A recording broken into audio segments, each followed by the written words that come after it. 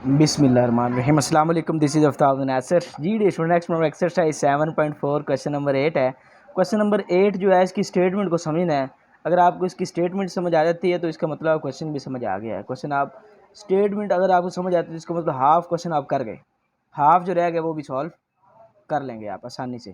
तो स्टेटमेंट कहता है कि if A B C D are in G P, कहता है कि अगर A B C D GP जो है हमारे पास ज्योमेट्रिक प्रोग्रेशन में है, अगर ये ज्योमेट्रिक प्रोग्रेशन में है, इससे मुराद कि ये ज्योमेट्रिक प्रोग्रेशन की टर्म्स हैं ये।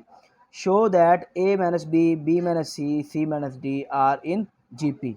तो हमने ये शो करना है कि A minus B minus C और सी माइनस डी जो है ये ज्योमेट्रिक प्रोग्रेशन, ये भी उसमें है, ज्योमेट्रिक प्रोग्रेशन में है, ये भी उसकी टर्म्स हैं ज्योमेट्रिक प्रोग्रेशन की। तो ज्योमेट्रिक प्रोग्रेशन की टर्म से मुराद हमें कैसे पता चलता है कि ये एक ज्योमेट्रिक प्रोग्रेशन है? तो हमने कॉमन रेशो फाइंड की है लास्ट क्वेश्चन के अंदर। तो अगर कोई भी दो टर्म्स जिसका हम कॉमन रेशो लें, तो मतलब इन सब टर्म्स का कॉमन रेशो अगर इक्वल आता है, सेम आता है, फिक्स्ड होता है, या इन सब का एक जैसा कॉमन रेशो आता है, तो वो हमारे पास क्या होती हैं जी? ज्योमेट्रिक प्रोग्रेशन की टर्म्स होती हैं। तो वो ज्योमेट्रिक प्रोग्रेशन की होती है। तो इसका ये ज्योमेट्रिक प्रोग्रेशन में इसलिए है कि इनका जो हमारे पास है जो कॉमन रेशो है वो इक्वल है। बी, ए और बी इनका कॉम्बिनेशन निकाल लें, इनका निकाल लें या इसका निकाल लें, ये हमेशा तीनों के इक्वल ही आएंगे। अगर इक्वल हैं तो इसने कहा है ना ये ज्योमेट्रिक प्रोग्रेशन है। तो यहाँ पर वो कहता है कि अगर अगर हम इन तीनों में कॉमन रेशियो निकालें तो वो इक्वल आए, तो हम सिंपल उस वक्त कह सकते हैं कि ये हमारे पास एक ज्योमेट्रिक प्रोग्रेशन में है, वो अप्रूव हो जाएगा। तो इसके लिए सबसे पहला काम जो हम क्या करेंगे, हमारे पास जो चीज़ गिवन है वो उसको हम लेके चलेंगे साथ साथ।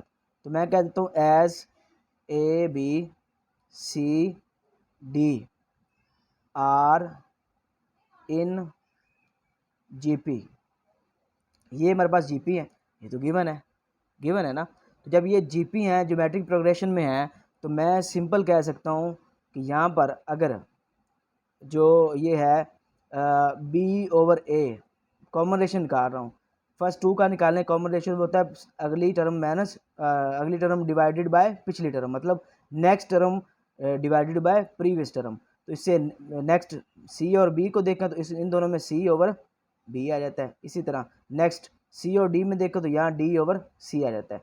ये इस पूरे का अलग अलग हमने निकाला है कॉमन रेशो।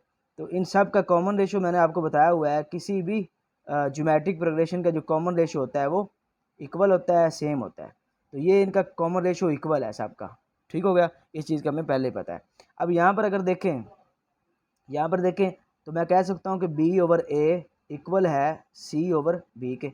जब ये तीनों एक दूसरे के इक्वल हैं तो मैं दोनों को इक्वल लिख सकता हूँ। इसके अलावा अगर मैं ऐसे लिखूँ यहाँ पर C over B is equal to D over C, तो ये दोनों भी एक दूसरे के बराबर हैं, ये दोनों भी एक दूसरे के बराबर हैं। ठीक हो गया। और मैं यहाँ पर ये भी लिख सकता हूँ कि ये जो फर्स्ट वाला है ये लास्ट वाले के बराबर होगा। तो मैं ये ऐसा भी कर सकता हूँ कि डी ओवर सी बराबर किसके होगा? बी ओवर ए। इससे कोई फ़र्क नहीं पड़ता। ये इसके बराबर है मैंने लिख लिया, ये इसके बराबर है मैंने लिख लिया।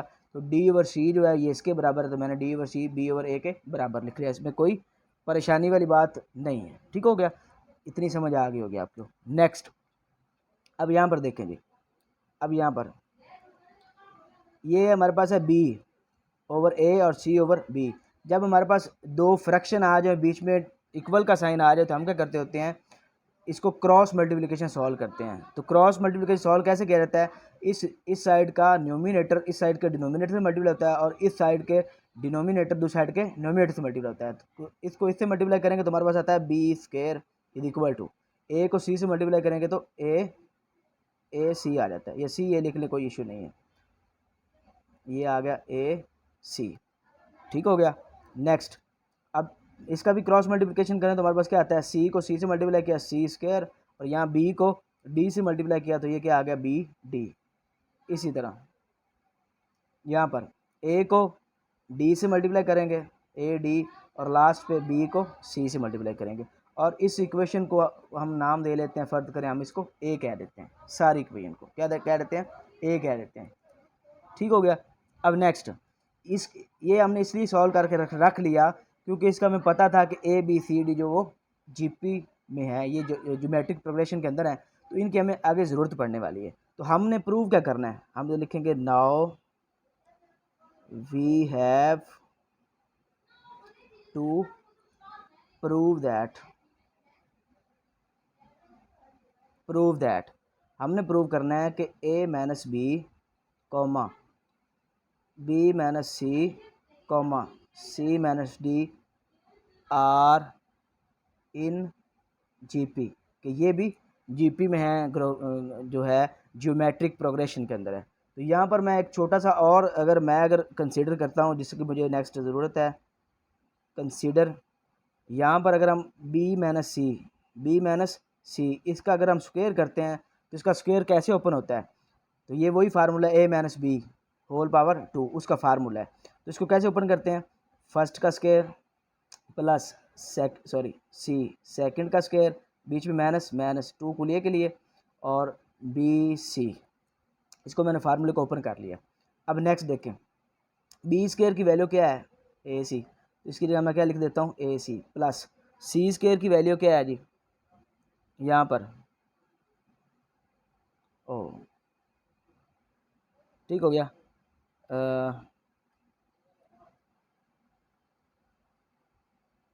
हाँ, two B C A B square C square, और नेक्स्ट हमारे पास आ जाता है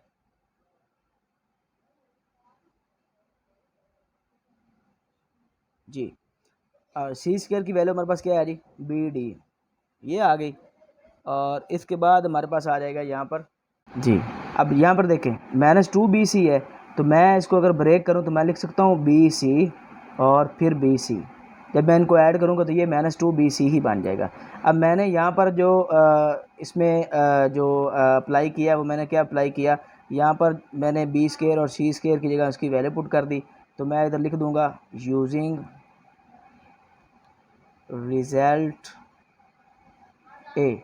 तो मैंने जो रिज़ल्ट ए है उसका इस्तेमाल इसमें किया कि जिधर जिधर हमारे पास बी स्क्वायर था मैंने ए सी लिख दिया, जिधर सी स्क्वायर था मैंने बी डी लिख दिया, और -2BC को मैंने ब्रेक करके -BC लिख दिया। नेक्स्ट यहाँ पर एक और चीज़ देखें, यहाँ पर है AC प्लस BD, और यहाँ पर देखें BC जो है वो किसके इक्वल है, AD के इक्वल।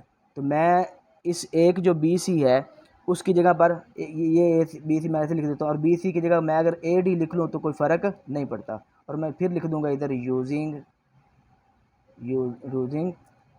ए लिख दें या रिज़ल्ट ए, कोई फ़र्क नहीं पड़ता, यूजिंग रिज़ल्ट ए, इसको मैंने यूज़ करते हुए BC की जगह मैंने AD लिख दिया। ठीक हो गया। अब मज़ीद देखें जी, अब यहाँ पर जो इसमें है डी वाली एक साइड पे कर लेते हैं, और जो है दूसरी एक साइड पे कर लेते हैं। तो यहाँ पर डी वाली एक साइड पे कर लें और ये एक साइड पे कर लेंगे सी वाली, तो यहाँ से कुछ कॉमन मिल सकता है हमें। तो ए सी पहले इधर पड़ा हुआ है और इस बी सी को मैं शुरू में ले आऊँगा क्योंकि इसमें से कुछ कॉमन आ जाएगा। इसी तरह बी डी ये है और ये लास्ट पे हमारे पास ए डी है। ए डी वाली मैंने एक साइड पे कर ली और सी वाली मैंने एक साइड पे कर ली ताकि इसमें से कुछ कॉमन आ जाए। ठीक हो गया।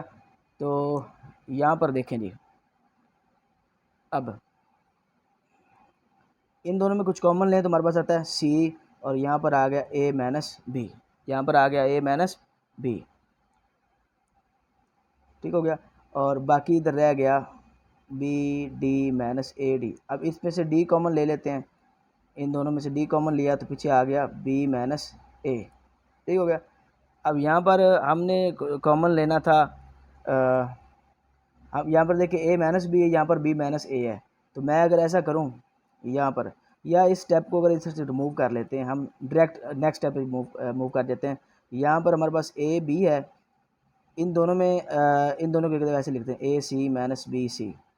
अब इनमें से सी कॉमन लेते हैं तो ए माइनस बी आता है, इनमें से डी कॉमन लेते हैं तो बी माइनस ए आता है। तो मैं करता हूँ कि यहाँ पर ए डी वाले को पहले लिख लेता हूँ इधर और इसको बाद में लिख लेता, इससे कोई फ़र्क नहीं पड़ता, इससे कोई फ़र्क नहीं पड़ता।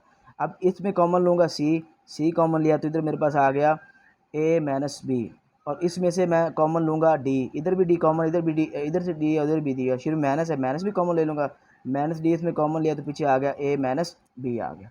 ठीक हो गया।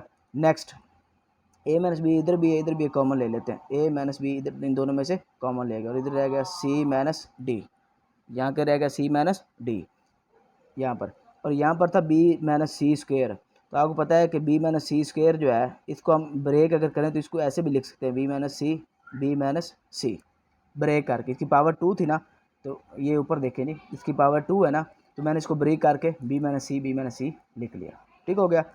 अब यहाँ पर अगर देखें तो बी माइनस सी एक मैं इधर ही छोड़ देता हूँ, यहाँ पर इसको मैंने इधर छोड़ दिया और एक को दूसरी साइड पे ले जाऊंगा, और उधर से ये ए माइनस बी इधर मल्टीप्लाई हो रहा है, इधर आके डिवाइड हो जाएगा ए माइनस बी, और यहाँ पर सी माइनस डी पहले ही पड़ा हुआ है, और बी माइनस सी इधर से इधर आ जाएगा, बी माइनस सी इधर से इधर आ जाएगा। अब यहाँ पर देखें कि B minus C over A minus D is equal to C minus B minus C, मतलब ये जो बी माइनस सी है ये इसको डिवाइड कर रहा है ए माइनस बी, और सी माइनस डी को डिवाइड कर रहा है बी माइनस सी।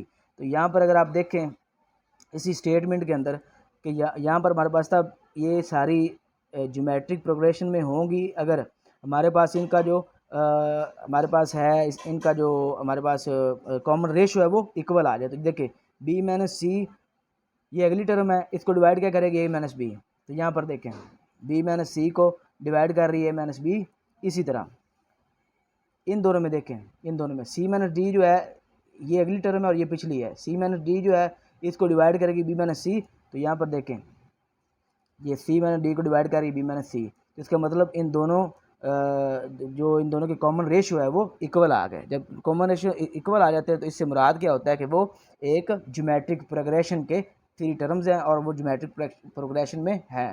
तो हम इधर इतना आसान अल्फाज में यहाँ पर लिख सकते हैं, it means A minus B minus C और C minus D are in GP. तो ये जीपी में है, ज्योमेट्रिक प्रोग्रेशन में है, तो यही हमने यहाँ पर साबित करना था। तो यहाँ पर प्रूव हो गया, तो हम इधर लिखेंगे हैंस प्रूव्ड, तो ये प्रूव हो गया। यहाँ पर सिंपल हमने क्या किया, जब भी हम किसी भी टर्म्स को किसी भी सीक्वेंस को देखेंगे अगर उनका कॉमन रेशो जितनी भी टर्म्स दी गई हैं उन सब का कॉमन रेशो एक होगा, सेम होगा, फिक्स्ड होगा, तो वो हमारे पास क्या होगा, ज्योमेट्रिक प्रोग्रेशन होगा। तो यहाँ पर हमने देखा 3 टर्म थी, तीनों का हमने 3 टर्म्स का जो कॉमन रेशो निकाला वो हमारे पास इक्वल आ गया। तो इस वजह से ये तीनों जो टर्म है ये जीपी में है, ज्योमेट्रिक प्रोग्रेशन में है। तो यही हमने प्रूव करना था। मुझे उम्मीद है कि सब बच्चों को इस क्वेश्चन की समझ आई होगी। नेक्स्ट वीडियो तक के लिए अल्लाह हाफिज़।